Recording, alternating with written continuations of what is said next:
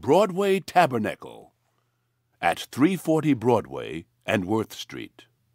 Frederick Douglass came to New York as a fugitive slave, but when he returned later in life, he was an international celebrity, speaking to packed audiences at the Broadway Tabernacle.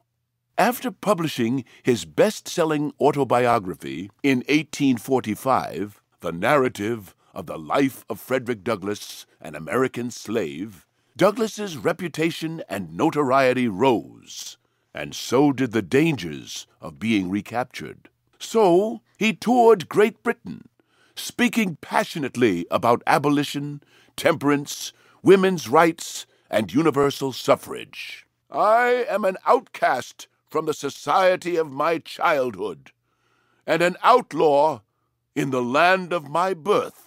When Frederick Douglass returned to the U.S. as a free man, he thrilled giant anti-slavery conventions like the meetings of the American Anti-Slavery Society. These meetings often filled the Broadway Tabernacle, one of New York's largest public halls. Douglass's May 1847 speech shocked many Americans and inspired others. Although he was happy to return home, he was angry that slavery in the United States had forced him to seek refuge abroad. "I have no love for America as such. I have no country. What country have I? The institutions of this country do not know me, do not recognize me as a man." Yet he recognized that his cause was gaining allies.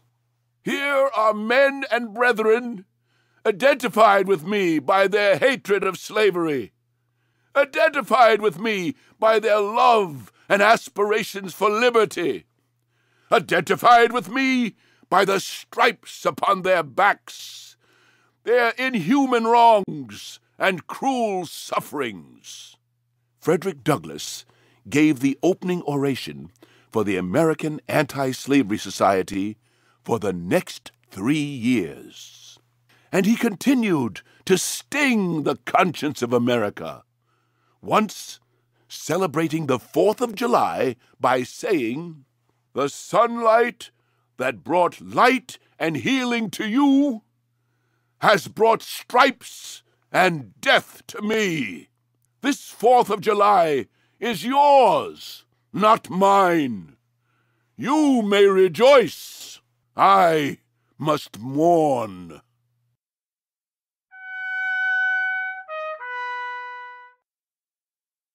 This edition of the New York Historical Society's Hidden Sites of Slavery and Freedom Tour explores the life of Frederick Douglass and the Underground Railroad in New York. It has been generously supported by the Verizon Foundation and the United States Department of Education. Other walking, talking tours can also be found at www.nyhistory.org.